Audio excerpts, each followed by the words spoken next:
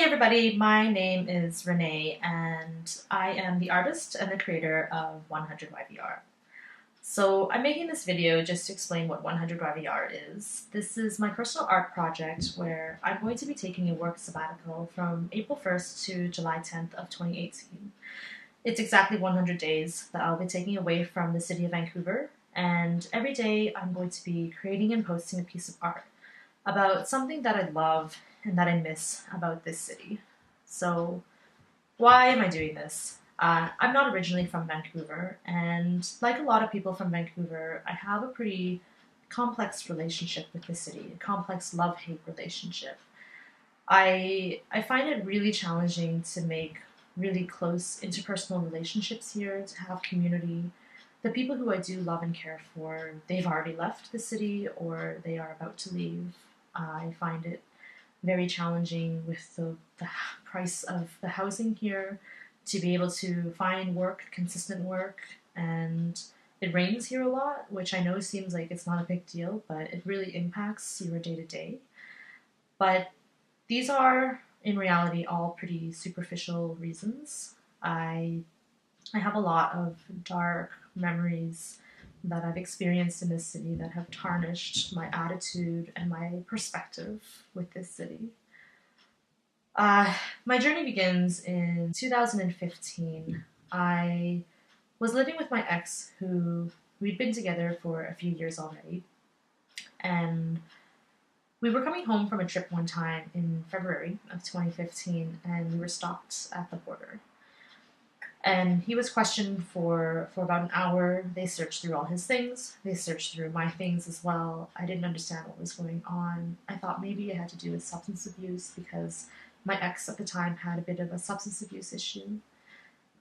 When I was finally able to talk to him again, I obviously asked what the hell is going on, and he admitted to me that he had a slight attraction to young girls. And I guess they had found a photo of a young girl on his phone in a swimsuit. And it wasn't a pornographic image, but it's certainly the kind of image that makes you uncomfortable. And as we went home from the airport, he admitted to me that he at times frequents these websites that he called modeling websites, and they are these pictures of young girls, not pornographic, modeling, and I didn't know how to handle this information. I didn't know what this meant, whether or not the person I'm with is a pedophile. To this day, I still don't know, and I'll probably never know, and that's something that I have to grapple with for the rest of my life. I I encouraged him to see a counselor the months after February, and in June of 2016, we were coming home from a walk, and the police were at our home. They were with my landlords.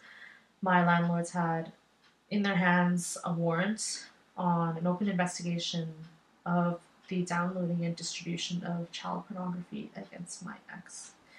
My ex was immediately taken to the station, and I was not permitted in my home for hours. I was questioned. They took away all of my electronics. I am a designer, so having your computer taken away from you means having your means of making a living taken away from you. I didn't know how to even react in this situation. I was shell-shocked. And I had deluded myself since February that this was nothing. It was just a side effect of a substance abuse issue because it was easier to believe that than to believe anything otherwise. After the police came to my home, I was too ashamed to tell anybody. I remember calling a helpline once, and the person on the other line didn't even know how to begin to advise me because how do you advise on something as unique and horrifying as that? My work life really started to fall apart. My boss was in a car accident. I had a colleague go on paternity leave, another colleague go on medical leave, and all of a sudden I was the entire team at my work, and I felt overworked, I felt undervalued, I was underpaid, and meanwhile I was trying to keep it all together and keeping this huge secret that I wasn't telling anybody in my life, and things really started to unravel pretty quickly. I thought that if I found a new job, maybe things would get better. So in 2016, that's exactly what I did. I started a new job. I moved to a new home. I couldn't stay at the place I was at anymore. It just became too unbearable to see my landlords every day and know that they know what was happening, and my neighbors had witnessed everything. I didn't feel comfortable in my home anymore. I didn't have a place to feel safe. So I moved to a home that I couldn't afford. I changed jobs and was working under a man who would make sexist comments and treated me like I was incompetent. And I truly began to believe that I was incompetent. And I was trying to keep it all together and have this professional face, but I was spiraling into deep, really deep depression and having anxiety attacks every day. I started to self harm. I never understood why people self harm before, but I understand now. And I remember some days I would ride my bike to work, and I just thought, wouldn't it just be easier to ride into traffic? I felt like that would just be a better way to deal with things. And I thought that I was keeping it all together pretty well, but I was slowly obliterating my friendships with people. I became a recluse. I remember a friend said to me one time during that time, "You've changed. Something's changed about you." And I thought I was being a pretty good actor all this time. It took me a full year to finally break up with my ex and realize that things were not going to get better, that I had to get out of this relationship. And I immediately went into another unhealthy relationship where I started dating a man who was so different from my ex that I just lost myself into him. And things started to get better. I found a new job. I I felt like I was starting to heal, but I realized now that 2017 was just a year of escape for me. I was escaping into this person that I was dating. I was partying a lot. I was drinking a lot, and I thought that it was fine. I was over everything. But when I had my heart broken from this man, that's all it took for everything to just come rushing back.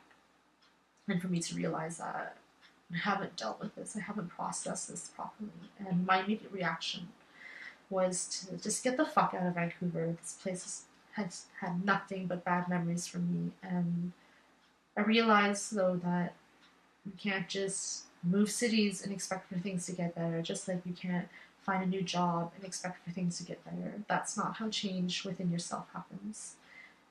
So I'm doing this project to really try to process and heal from everything I've been through and to reestablish my relationship with this city and to learn to disassociate everything that I've been through with my attitude around this city. So I'm hoping that this journey will be the first step in a long journey of self-healing and learning to feel comfortable with who I am, what I've been through, how I've gotten here, and to feel like I have a place to call home, people I can trust and love, and live the life that I believe I deserve. I hope that you'll follow me along this journey and that you'll enjoy the art that comes of it. And I thank you for taking this time to watch this video, and I'll see you around.